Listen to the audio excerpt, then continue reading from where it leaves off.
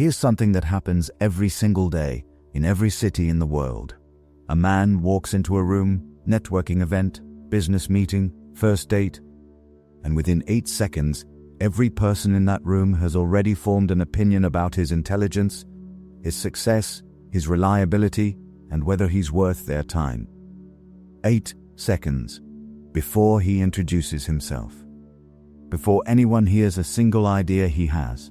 Before his talent has one chance to show up. The clothes he chose that morning, the way he stood when he walked in, whether his shoes matched his belt, the way he moved through the door. These things decided his value in that room before he opened his mouth. And here's what makes this genuinely uncomfortable. None of those people realized they were doing it. The judgment arrived automatically, quietly, before a single conscious thought was formed. Niccolo Machiavelli called this the most dangerous truth in all of human power. 9 principles, each one revealing how appearance shapes everything before talent even gets its turn.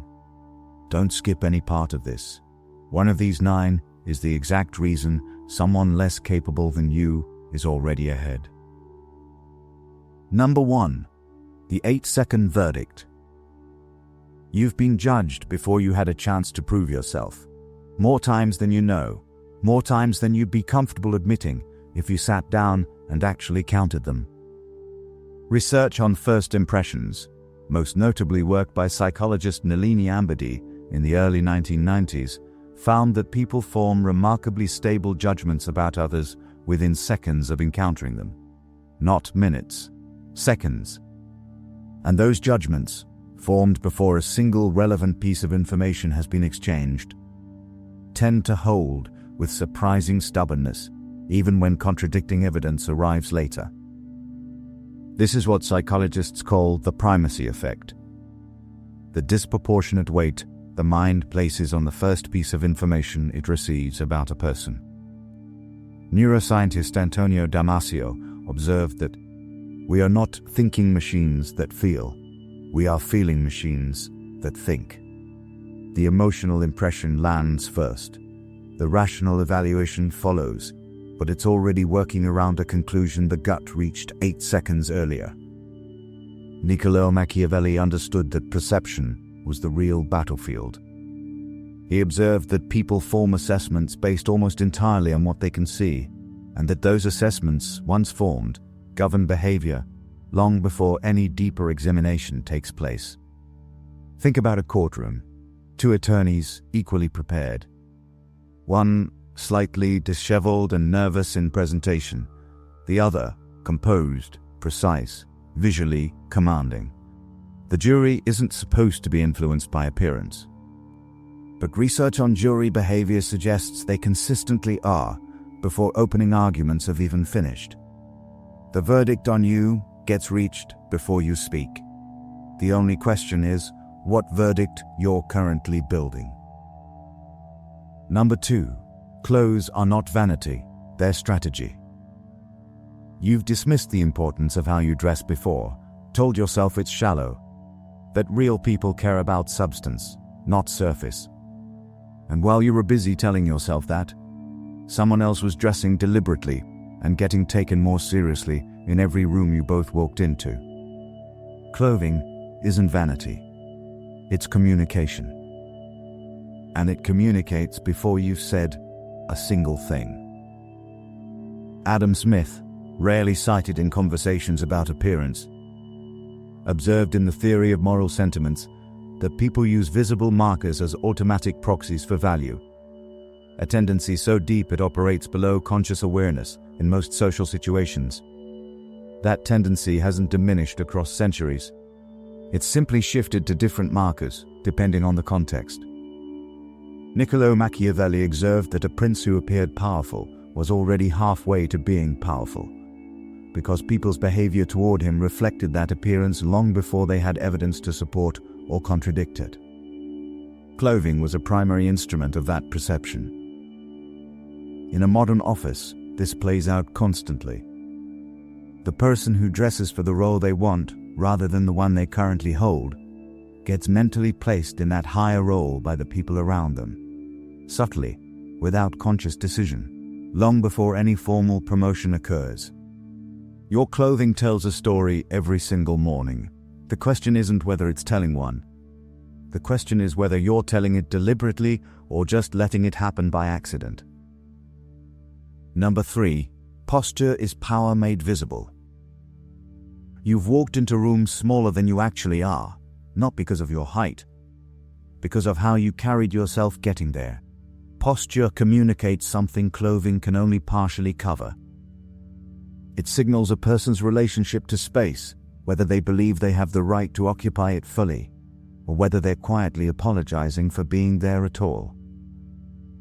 People read this signal instantly, often without consciously registering what they're reading.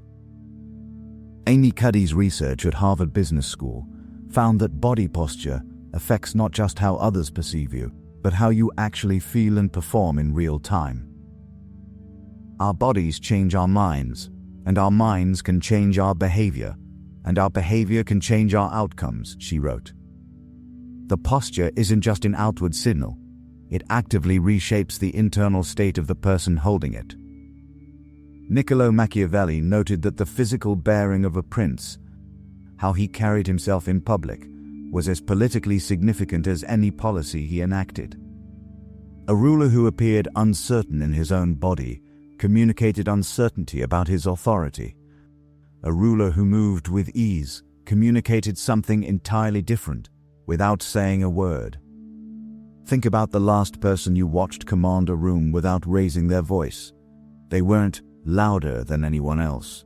They were stiller, more grounded. Their posture said everything before their words arrived. Number 4. Grooming is the language of self-respect. You've underestimated how much the small things are telling people about the large things. A slightly unkempt appearance doesn't just signal someone had a busy week. To the human brain processing that image in under 10 seconds, it signals something about how that person manages details, about whether they're in control of their environment, about whether, under real pressure, they hold things together or let them quietly slip. That isn't a fair conclusion to reach from a man's haircut, but fairness has very little to do with how human perception actually operates. William James observed that the greatest discovery of my generation is that a human being can alter his life by altering his attitude of mind. Grooming is that alteration made physical, the daily, deliberate decision to signal, through the smallest visible details, a specific attitude toward yourself and toward the world you're entering. Niccolo Machiavelli understood that the smallest visible details carried disproportionate weight in how others assessed a leader's larger capabilities. Minor visible disorder was rarely read as minor. It was read as a preview of something considerably larger. Every morning, the smallest decisions you make about your appearance are making an argument about your competence before anyone has evaluated a single thing you've actually done. Grooming isn't vanity. It's the most visible statement you make about how seriously you take yourself. Number 5. Your environment is part of your appearance. Your office, your car, your background on a video call, the coffee shop you chose for a first business meeting. These are all part of your appearance. And you've probably been ignoring half of them. Appearance doesn't stop at the edges of your physical body. It extends into every environment you control and every space other people associate with you. The condition of your workspace tells people something specific. The organization of your digital background tells people something. The environments you inhabit are doing impression work constantly, whether you're tending to them deliberately or not. Antoine de Saint-Exupéry wrote that, "Perfection is achieved not when there is nothing more to add, but when there is nothing left to take away." The environments that communicate competence share exactly that quality. They're deliberate, edited. Nothing accidental is sitting in the frame. Niccolo Machiavelli observed that a ruler's court, its visible order, its symbols of authority, communicated power to visitors before any conversation began. The environment was the first impression. It was doing political work continuously. Everything in your environment is currently telling a story about you. The only question worth asking is whether you've actually written it or whether you've been letting it write itself. Number 6. The halo effect. Looking right changes everything else.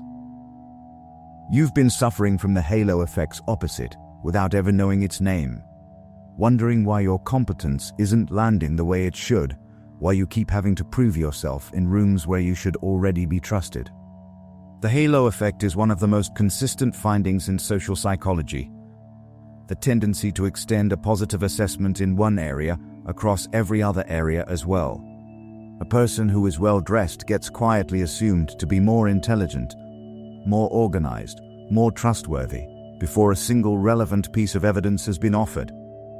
Psychologist Edward Thorndike first documented this phenomenon in 1920, noting that the rating of a trait is influenced by the rater's general impression of the person, meaning one visible quality colors the judgment of every other quality, whether related or not. Niccolò Machiavelli observed precisely the same dynamic, that a prince's excellence in one visible dimension caused people to attribute excellence across all dimensions, creating a perception of capability that exceeded what any single quality could have earned alone. A well-constructed appearance doesn't just improve how you look, it borrows credibility into every other dimension of how you're perceived simultaneously. Number 7. Consistency builds a reputation that walks in before you do. You've had good days and bad days with your appearance, and that inconsistency has been costing you more than you realize, because reputation is built in the accumulation, not in the peaks. A single impressive presentation can shift a room's perception temporarily. Consistent, deliberate appearance does something considerably more permanent. It builds a reputation that precedes you into rooms you haven't entered yet. Reputation is simply what people expect before you arrive.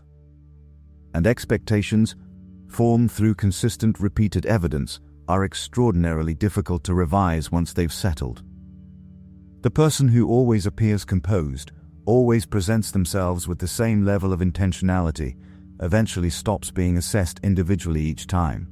The reputation carries them forward automatically. Aristotle put it plainly. We are what we repeatedly do. Excellence, then, is not an act, but a habit. Appearing excellent once is a performance. Appearing excellent consistently becomes a habit. And habits, over time, become identity in the eyes of everyone who knows you. Niccolò Machiavelli observed that a prince's consistent, visible behavior eventually functioned as armor, protecting him from challenges that would otherwise require active and costly defense. Number 8. Deliberate appearance is emotional intelligence made physical. You've walked into rooms without thinking about what you were communicating. That's not neutral. That's a choice, just one made by default, rather than by design. Reading a room's expectations and meeting them deliberately isn't superficiality. It's a form of emotional intelligence, the specific awareness that how you show up affects other people's capacity to actually receive what you're offering. Daniel Goleman, who brought emotional intelligence into mainstream professional conversation, observed that self-awareness, knowing one's internal states, preferences, resources, and intuitions, is the foundation of emotional intelligence. Deliberate appearance requires exactly that, an honest self-awareness of the signals you're currently sending and the gap between those signals and the ones your situation actually requires. Niccolò Machiavelli understood that adapting your presentation to the room wasn't weakness. It was strategic intelligence, the recognition that influence requires the other person to be receptive, and that appearance is what creates that receptivity first. Showing up intentionally, in a room, in a meeting, in any moment that carries real consequence, is one of the most emotionally intelligent decisions a person makes. Number 9. Appearance without substance is a debt that always comes due. You've met someone who looked the part perfectly and then opened their mouth and dismantled everything the appearance had built. And you remember exactly how fast that credibility collapsed. This is the part Niccolò Machiavelli was equally precise about, and it's the part most people conveniently ignore when discussing appearance as power. A prince who cultivated only the appearance of virtue, without developing genuine capability beneath it, was building on sand. The appearance bought time, it opened doors, but it never substituted for the substance it was supposed to signal. Friedrich Nietzsche wrote that the higher we soar, the smaller we appear to those who cannot fly.